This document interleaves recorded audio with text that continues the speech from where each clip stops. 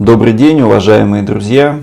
Давно не виделись. Сегодня поговорим о очень насущной теме, актуальной: влияние Китая на Беларусь. Реальном влиянии Китая и его роли, в том числе возможные в внутриполитических событиях в стране. Почему это важно? Почему я решил этот вопрос затронуть? Потому что в период острого кризиса, который был только что в Беларуси и продолжается там, в российских СМИ появилась очень дикая конспирологическая теория. Она говорила нам о том, что существует некая попытка китайской стороны поставить полностью под контроль белорусского лидера. И, как ни странно, вот эта ничем не подкрепленная теория, она очень быстро завладела умами, как часто это бывает в случае китайских различных теорий. Их сложно проверить, эти высказывания сложно поддаются проверке фактов. И эта теория стала доминирующей. Но на самом деле, конечно, виновником появления такой конспирологии являются вовсе не российские СМИ, хотя, конечно, они подлили масло в огонь. А главный виновник — это сам лидер бывшей Советской Республики Беларусь Лукашенко. Дело в том, что сам лидер Беларуси много лет, годами фактически раздувал миф о гигантском, сопоставимом с Россией и Западом сотрудничестве Китая и Беларуси. Вот этот крайне вредный миф, как оказалось впоследствии, о доминировании Китая над Лукашенко, он сыграл с ним, впрочем, как и сыграл с Януковичем, очень злую шутку. Дело в том, что скрытая, но на самом деле всегда камуфлированная политика Пекина в отношении Беларуси, она не привела к большей любви России, тем более Запада, к этому малому славянскому государству. Наоборот, она сработала на панический страх России и Запада перед растущим китайским влиянием и привела к появлению сценария сноса этого условного, как он сам про себя говорил, по сути дела, про пекинского политика. Потому что этот политик, и особенно в условиях молчания Пекина, недостатка информации Пекина, он мог нести на границе Европы, и тем более в непосредственной близости от нашей столицы Москвы, крайне неприятные и пугающие интересы восточного дракона.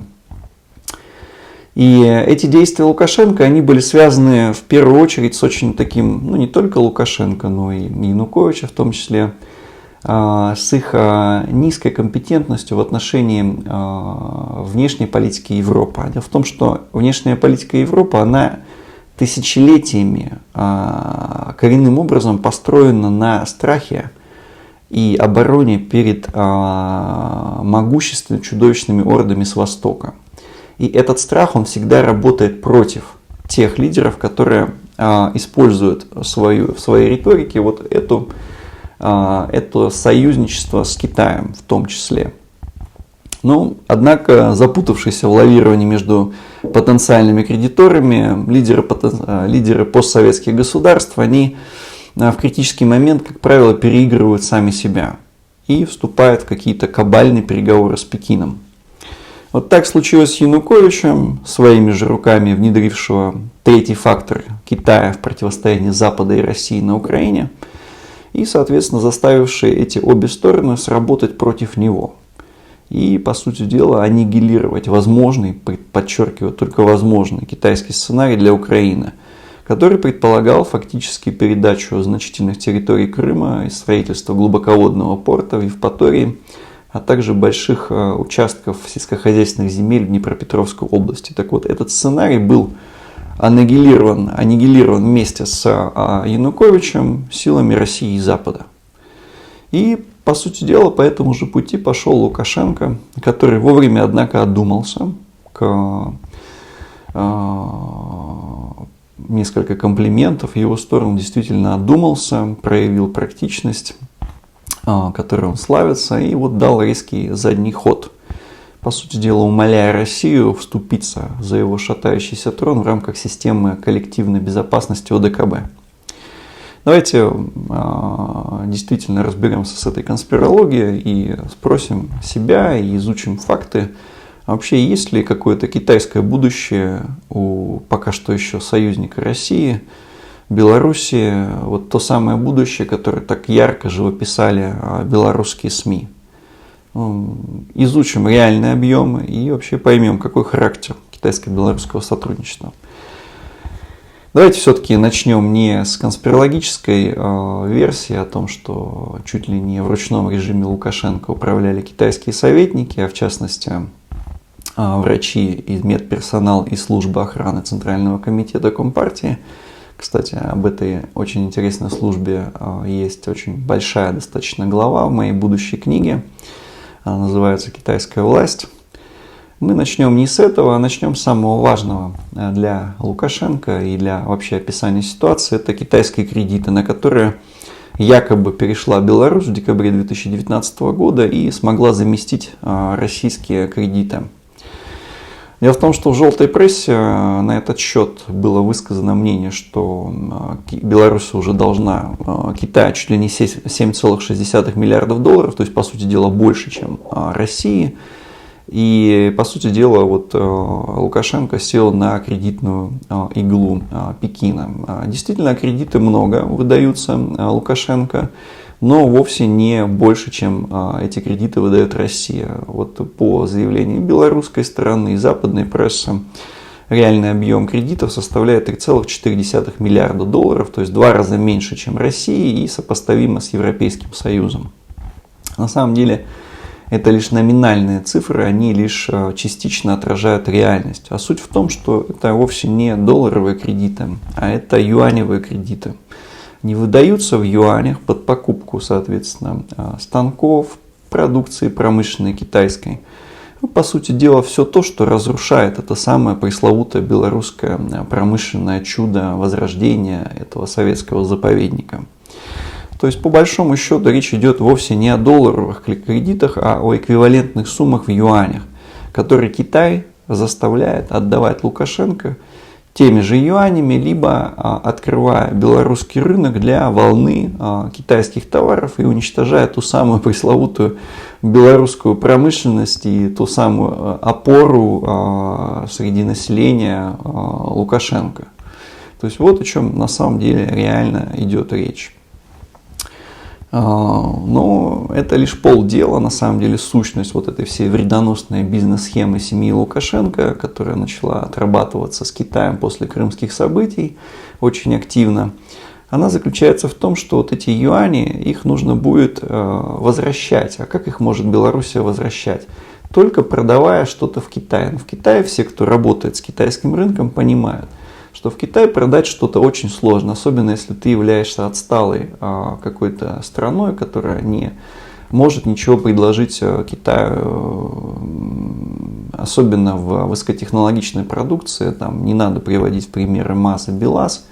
В Китае есть прекрасные аналоги, которые гораздо лучше. То есть, по сути дела, Беларуси было, по большому счету, нечего предложить Китаю на возврат этих кредитов, кроме своей собственной продукции, но какой? Сырьевой. Но и сырьем Китай переполнен. То есть на любую продукцию в Китае есть максимум предложений со всех уголков мира. И поэтому белорусская продукция, она продавалась Лукашенко по сильно заниженным ценам. То есть, например, речь идет о белорусской алкогольной продукции, которая поставлялась в Китай по сильному демпингу. По сути дела, Белоруссия, как какая-то страна, банановая республика, пыталась собрать китайскую валюту через сильно дешевую продукцию, в том числе алкогольную, в ущерб в том числе себе и, по сути дела, реально в ущерб себе, чтобы получить вот эти юани на возврат пресловутых кредитов, которые были выданы в юанях. Кстати, в том числе и последний кредит, он был выдан в офшорных юанях. Ему Беларусь тоже должна была Китаю возвращать этот кредит в офшорных юанях. То есть, по большому счету, речь шла о том, что Белоруссия была поставлена в именно кабальные кредитные отношения с Китаем. И Китай воспринимал эту территорию, соответственно, как место, из которого можно будет выжимать дешевое сырье и поставлять туда свои, соответственно, товары. Вот это вторая неприятная новость, которая касается непосредственно вот этого белорусского так называемого китайского великого сотрудничества. То есть вопрос в чем? Что может ли юаневые кредиты в юанях, которые оседают вот в Китае, да, в конечном счете в виде китайского экспорта, который уничтожает белорусскую промышленность. Он, кстати, вырос в 2 раза почти за последний год. Видимо, увеличилось кредитование и пришлось закупать на эти же юани китайскую продукцию. Так вот, может ли с помощью юаней Белоруссия закрывать, значит, российские или европейские кредиты, которые выданы в евро, да, и в долларах? И эти кредиты, они не маленькие, то есть совокупно речь идет примерно там о 12 миллиардах долларов. Да? Большая очень цифра для такой маленькой, но гордой Советской Республики. Ну, понятно, что юанями нельзя отдать эти кредиты. Но это же только полбеды. А реально ситуация состоит в том, что схема, вот эта бизнес-схема семьи Лукашенко, она предполагает, что как-то необходимо вот эту покупаемую в Китае продукцию как-то конвертировать вот в эту валюту, в евро и доллары, которые нужно будет отдавать по кредитам России и Германии. И ответ лежит на поверхности, что собирался делать белорусский лидер. Он вынужден был продавать эту купленную в Китае продукцию по беспошлинным каналам в ЕАЭС, в Россию. То есть стать беспошлинным поставщиком вот этой продукции в Россию. Я скажу гораздо проще и предельно ясно. Россия должна была заплатить, по мнению Лукашенко, за интеграцию Беларуси и Китая. Ну, впрочем, знаете, как на российском телевидении говорят, ничего нового. В сущности, вот в этом и кроется понимание того, почему из открытой кредитной линии Госбанк развития Китая открыл кредитную линию на 12 миллиардов долларов для Лукашенко. Почему он там использовал всего ничего? Потому что она была, собственно, сугубо юаневая кредитная линия, а рынок Беларуси, это 10-миллионное сердце Европы, он в разы меньше, чем даже рынок любого захудалого китайского уезда с населением 10 миллионов человек. Тут не надо иллюзий строить. Китайцы уже не те, и Беларусь не представляет как внутренний рынок для Китая вообще никакого интереса. Собственно говоря, мы к этому еще вернемся, и этим обусловлен крах проекта «Великий камень». Но, тем не менее, вернемся к кредитам. Так вот, эту продукцию, которую покупал за юани, за кредитные юани белорусский лидер, вот его бизнес-схема, эту продукцию нужно было куда-то, значит, расфасовывать, куда-то сбывать. Естественно, что на Запад он не мог эту продукцию сбывать, на западной границе, на замке. Остается только Россия. То есть это была и был, собственно, хитрый план Лукашенко по интеграции с Китаем. И на самом деле этот план появился, потому что белорусский корабль экономический, он вот сел в такую болотистую топь. Потому что Россия начала закручивать определенные гайки после отказа лидера Беларуси к многократно подтвержденному плану на интеграцию. И вот появился такой дикий план по созданию в Беларуси подобного хаба. На самом деле в голове, видимо, белорусского лидера, который за 26 лет привык, что Россия буквально терпит все, в его голове эта схема оказалась вполне реальной. То есть если гордая республика смогла в своих морях наладить выращивание креветок, то ну, почему бы и ради дружбы с Беларусью большая Россия бы не стерпела и это. То есть вот план был такой. Ну, во всяком случае, так грезилось последователю Януковича в Минске.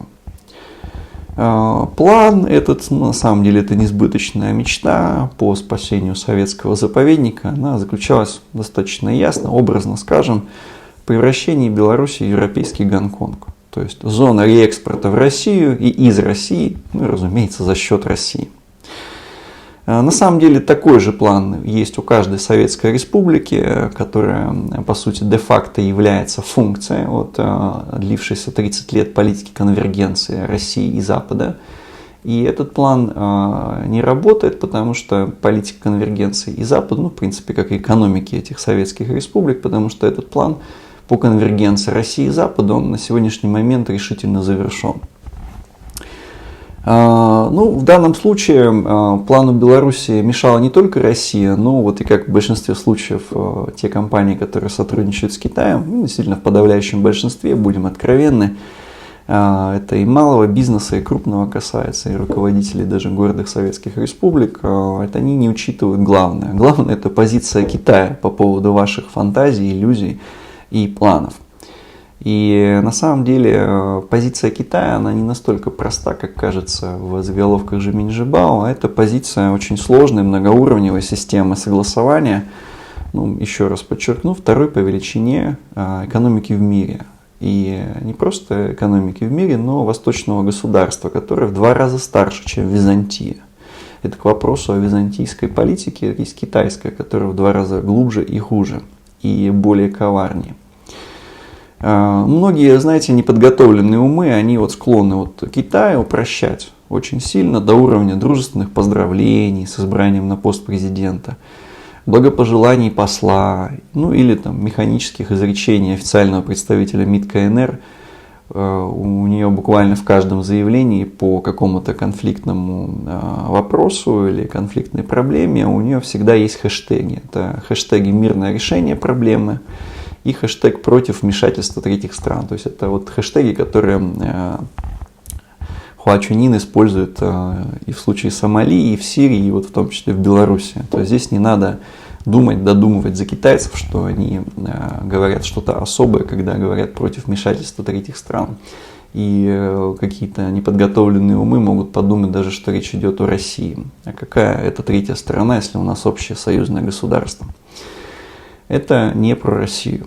Так вот, вернемся к Лукашенко. Грезы о китайском друге Си Цзиньпине, который последним не было смысла Си Цзиньпину развенчивать эти грезы, они настолько сильно овладели сознанием Лукашенко, что фактически на стажировку в Китай в качестве посла за китайским опытом был отправлен будущий вице-премьер белорусского правительства. Это, конечно, беспрецедентная по пиару акция, которая, как я уже подчеркнул, сработала на самом деле против запутавшегося лидера Беларуси.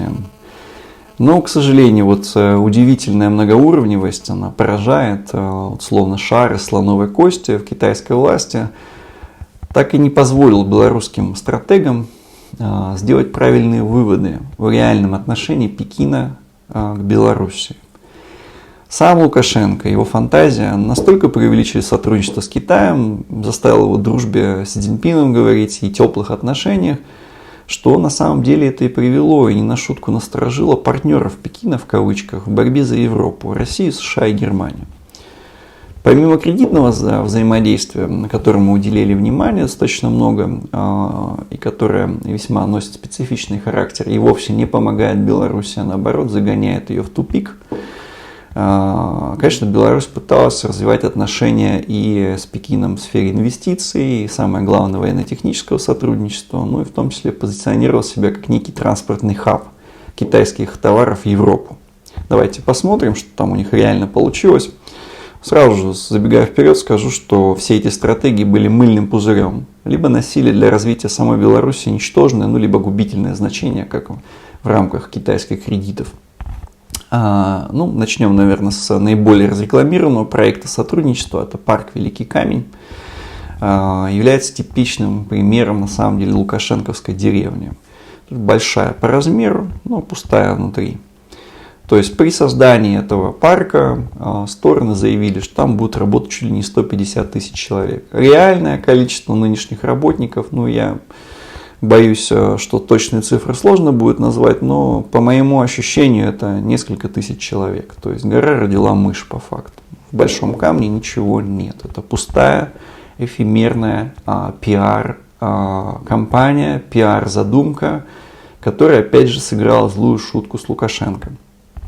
Ну, как часто это бывает, после высоких заявлений, грандиозных планов, это, кстати, не только для Беларуси характерно, в парк пришли достаточно маргинальные компании, В принципе, и все пошло по такому же сценарию, как и с другими проектами китайско-белорусского сотрудничества в промышленности. Нетрудно догадаться, что Китаю не нужна белорусская промышленность. У него есть своя китайская промышленность. Китай не стремится как союзник или брат, или значит, да, развивать, давать Беларуси рабочие места. Ему нужно своих рабочих обеспечивать трудовыми местами, потому что Китай это наиболее пострадавшая от событий 2020 года экономика. И проблема, значит, производства и создания рабочих мест, она, в общем-то, ключевая. И было бы наивно полагать, что Китай бросит все усилия, он не стал бросать на вынос производств большой камень. То есть те, кто глубоко изучали Великий камень, да, те, кто глубоко изучали эту ситуацию, эту проблему, увидели, что реально после достаточно высоких заявлений к Лукашенко в этот Великий камень пришли какие-то маргиналы у компаний уровня уезда китайского и ниже. То есть это были реально не крупные корпорации там присутствовали номинально, реально взаимодействовали китайские диаспоралы, то есть это люди, которые вчера торговали носками, позавчера торговали, значит, польским и литовским янтарем, а сегодня вот они пришли, значит, великие инициативы Великого камня реализовывать. То есть это были абсолютно не соответствующие в плане исполнительских возможностей компании. И, в общем-то, так и есть в Большом камне, в Великом камне, так и обстоит это дело. То есть это типичная лукашенковская деревня. Было бы вообще наивно думать, да, что Китаю, да, особенно вот провинции Хубэй, кластеру автомобильному, который сотрудничал на самом деле с Белоруссией, им выгодно, значит, развивать как-то БелАЗ или МАЗ, и тем более там их пускать на китайский рынок. Это здесь Лукашенко перепутал, значит, братскую Россию и совершенно как бы партнерский Китай, который очень с своими партнерами поступает по известной схеме. Абсолютно не нужно было это большому другу Си Цзиньпину и тем более вот хубейцам, которые, я чуть позже скажу, чуть ниже, соответственно, об этом, что они сделали с белорусскими промышленностью, технологиями. Инвестиционное сотрудничество тоже измеряется очень минимальными крохотными цифрами, абсолютно не ничтожно, не то, как заявляется, не как будто бы декларируется, что это некий хаб между Россией и Европой китайской. Это ничтожные цифры, несопоставимые с вложениями китайцев в Чехию, китайских компаний в Сербию, Венгрию, Чехию. То есть это все ничтожные величины. Но, значит, учитывая слова Лукашенко, они приобрели огромный и пугающий характер. И опять же, еще раз подчеркну, сыграли с ним злую шутку. Но, тем не менее, вот так случилось, что это фиктивное сотрудничество было раздуто до небес самим же белорусским лидером. Значит, второй крупной геополитической фикцией была идея Белоруссии как некого хаба китайских товаров в Европу. Ну, дело в том, что действительно китайские сухопутные маршруты Китай и Европа, они следуют через Москву, Минск, Варшаву и там дальше в Восточную Германию, Западную и так далее. Да? Но они проходят просто по территории Беларуси. Беларусь не получает ни от одного товара никакой прибыли. То есть она не является хабом, она является проходным двором для этих грузов. И, соответственно, более того, на границе Беларуси и Польши была самая головная боль коридора Китай-Европа. Это польские таможенники, которые, честно говоря, устраивали публичную порку китайцам за их желание обойти, значит, традиционные морские маршруты, контролируемые американским флотом. И польские, соответственно, руководители, они старались угодить США, они делают это до сих пор и сильно задерживают этот маршрут. То есть, соответственно, тот самый маршрут, который должен был бы идти быстрее, он де-факто из-за Польши, из-за белорусско-польской границы, из-за этого самого хаба, о котором говорил Лукашенко, они задерживались. То есть здесь как раз был не хаб, а, наверное, даже антихаб.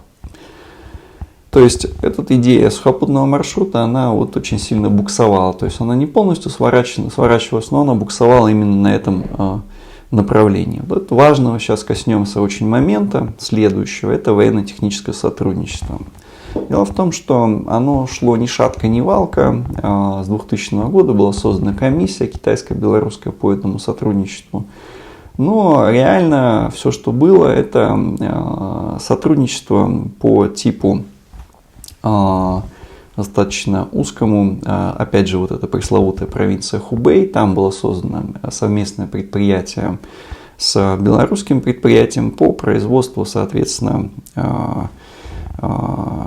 тягачей, то есть автомобильная промышленность, шасси и разных гидромеханики для, соответственно, оснащения этими дополнительными частями китайской военной техники. Есть мнение, и на самом деле оно может быть обоснованным, что под вот эту сурдинку, как китайцы часто делают, произошло выкачивание из Беларуси высококачественных инженеров в сфере создания крылатых ракет воздушного базирования. И действительно это могло быть так, что заключается, есть некое рамочное соглашение, и в рамках этого соглашения, соответственно, вот эти инженеры в большом количестве выехали в Китай или оказали китайцам прекрасную помощь, но уже без необходимости получать благословение лидера Беларуси. То есть в данном случае Беларусь не получила, по большому счету, ничего, кроме крохотного предприятия в Минске, которое вот эта вот хубейская компания открыла взамен. В общем-то, в принципе, так и шло сотрудничество до важного поворота в сотрудничестве, которое произошло сразу же после, соответственно, крымских событий, после которых, видимо, очень сильно повлияли на осознание обстановки мировой геополитики, которая произошла, соответственно, перемен, которые произошли в России и в мире в целом. После этого, начиная с 2014 года, соответственно, Лукашенко переходит красную черту в ВТС, в сотрудничестве в военной сфере с Китаем. Значит, во-первых, создается система залпового огня «Полонез». По сути дела, это просто белорусские колеса, на которых стоят китайские ракеты А-200, да, с радиусом действия до 300 километров. По большому счету, китайцы начали продавать свою военную технику белорусам под видом военно-технического сотрудничества. То есть используется шасси МЗКТ завода, но по факту это реально установки китайские, они приходят в Беларусь, и Беларусь стала покупателем, по большому счету, китайского оружия. И на самом деле достаточно хитрый способ сотрудничества, интересный способ продавать свою военную технику городам Советским Республикам. Более опасный момент – это переход красной линии в космическом сотрудничестве. Как раз вот в 2016 году был запущен с китайского космодрома Сичан в Сычуане первый китайско-белорусский спутник Белинтерсат-1. И здесь уже это действительно переход, соответственно, красной черты, и он случился сразу же после крымских событий, как и создание системы Полонез в 2015 году, то есть она начала проектироваться ускоренно в 2014, в конце 2013 года, и, соответственно, так же, как и запуск Белинтерсата, тоже проектные работы начались раньше, и запуск произошел в 2016 году. Но, что нужно подчеркнуть, что вот это телерадиовещание, это спутниковое космическое сотрудничество, оно развивается вовсе не для дальнейшего развития белорусской науки и техники, и не для его возрождения, а также как и в плане соответственно, прихода какой-то техники, автотехники белорусской в Китай. Речь идет просто о выжимании всех соков, разовом использовании и, соответственно, в дальнейшем уже использовании собственных наработок, собственных инженеров. То есть нет смысла и идей, и желания развивать белорусскую науку и технику у Китая не существует. Соответственно, технологическое сотрудничество ничем принципиально не отличалось от такого же сотрудничества Украины, когда просто массово соответственно, перевозились инженеры для работы в Китае, для создания техники. И, в общем-то, это не приводило к развитию непосредственно инженерной школы Украины, а просто к ее деградации приводило. То же самое произошло и в Беларуси. Но это соответственно, точечное сотрудничество, оно направлено на вынос всего полезного, как я уже сказал, с территории республики, с минимальными затратами. И стратегической цели развивать территорию и научный кластер не было у Китая. Интересно, конечно, в этом во всем, что Китай не боится использования знакомых российским стороне технологий в реализации своих ракетных космических программ. То есть Россия не воспринимается как потенциальный агрессор. В общем-то говоря, можно сказать, что во время усиления ВТС по спутниковой программе и по системе Полонез у Лукашенко с Китаем одновременно началось его взаимодействие с политическими силами КНР. Но надо подчеркнуть, что за силы были. А это были силы максимально отдаленные от нынешнего председателя КНР. В частности, с темой как раз телевизионного вещания, которое тесно связано с спутниковой программой на страны Европы, был связан непосредственно визит бывшего главы китайской пропаганды при Ху Цзиньтао. Это важнейший член комсомольской элиты, это куратор китайской пропаганды Лю Юньшань, которого китайские СМИ, неофициально, естественно, называли одним из кандидатов на, соответственно, кандидатов попасть в список, в который попал Бо Силай и Чжоу Юнкан. То есть это один из самых ярких и мощных оппонентов Си Цзиньпина, его линия, представитель комсомола, внутренней Монголии и так далее. То есть именно с его визита в сентябре 2013 года начались эти интересная политика Лукашенко в ориентации на Китай. Тут очень важно разобраться, на какой Китай Лукашенко ориентировался. Здесь мы максимально близко к этому подобрались.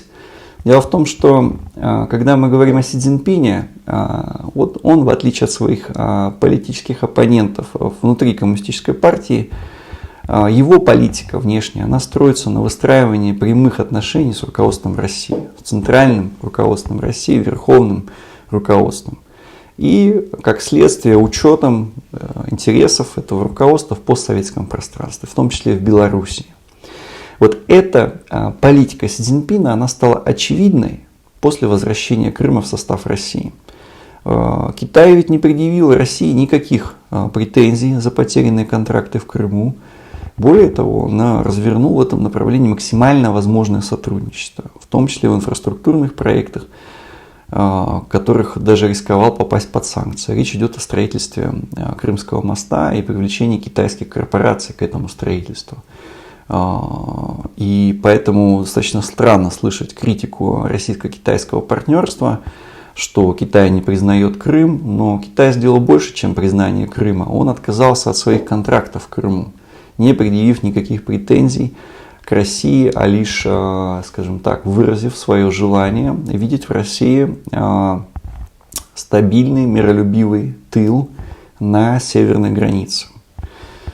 Но в отличие от Си Цзиньпина, опирающегося на армию и желание союза с Россией целиком, включая в том числе и временно потерянные территории, кстати говоря, это вовсе не из-за любви к России происходит, а из-за того, что у Си Цзиньпина есть стратегическая необходимость иметь защищенный северный тыл во время конфронтации с США и с их союзниками по периметру своих границ. Так в отличие от Си Цзиньпина, его оппоненты из проамериканского партийно-хозяйственного аппарата в Китае, которых мы впервые, кстати, в качестве внутрипартийной оппозиции четко обозначили и подробно описали в книге в моей первой «Некоронованные короли Красного Китая» в 2016 году. Эти оппоненты Си Цзиньпина в лице комсомольских лидеров выстраивали совершенно иную стратегию в отношении бывших советских республик.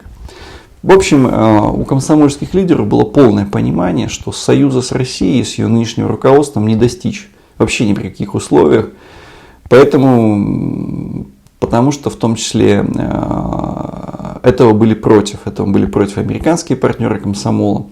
А также понимая, что Запад, он ведет линию на то, что одна из сторон или обе стороны так или иначе будут конфликтовать на китайско-российской границе, и поэтому вообще логики выстраивания каких-то стратегических отношений с Россией у комсомола не было.